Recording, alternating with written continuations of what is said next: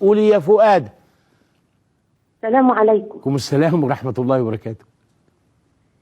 يا سيادة الدكتور، اتفضلي. أنا كنت متجوزة من 20 سنة. أيوه. واتطلقت وربنا اداني ولد ما شفتوش من وهو عنده 5-6 سنين.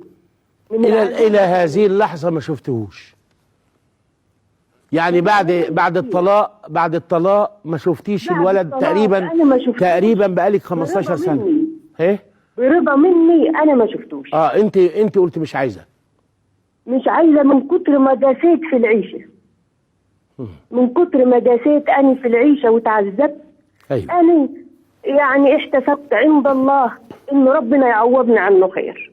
أيوه. أنا بقى كان من حر مالي، كان حدايا قطعة أرض. إيه؟ كان حدايا قطعة أرض من حر أيوه. مالي أنا. كان حدايا، أنت مش شرقية. خد بالك يا دكتور. أيوه حداكي. قطعة الأرض دي أنا كتبتها باسم جوزي الجديد. باسم جوزك الجديد؟ أيوة. ربنا أكرمني بزوج. الزوج ده مداسه على دماغي من فوق. وقدر ينسيكي ضناكي؟ هو مش قدر ينسيني، الضنا ما بيتنساش. بس امال لما بصمتي للجديد على حته الارض اللي حيلتك، اللي ابنك اللي هو ما بيتنساش يا بق يا عالم، كلنا مش انت بس، كلنا بق اللي ما يتنساش. اللي ما يتنساش يا بنت، اسمعي يا بنت، اسمعي يا بنت، يا بنت اسمعي، يا بنت اسمعي. اللي ما يتنساش ده، ما انت عارفه ان خلاص انت بصمتي وانه مش هياخد قراب. طب اسمعني بس يا دكتور. اسمعك يا اخت خدامي. على يقين، انا كنت اعرف وعلى يقين بان الواحد يبقى حر في ماله. صحيح صحيح. صحيح، حر في ماله.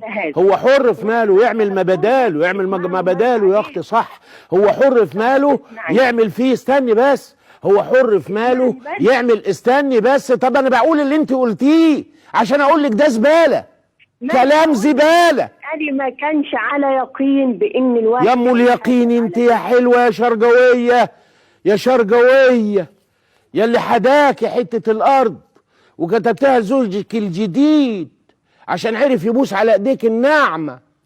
والضنا اللي ما بيتنساش يشرب من الترعه.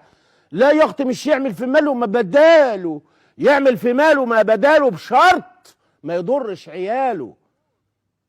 لكن لما يضرهم ما اسموش يعمل في ماله ما بداله.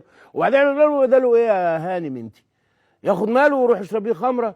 ما هو برضه عمل ما بداله اهو، يدخل الجنه. هو الكلام بيتاخد كده اكلاشيه ومترتب ده ورانا لما هيجيبنا كده اكتر ما هي كده. هداكي حته ارض تكتبيها للزوج الجديد وسايبه الواد. طب نقول انا هشفع لك بايه؟ هقولها لك باللغه العربيه الفصحى.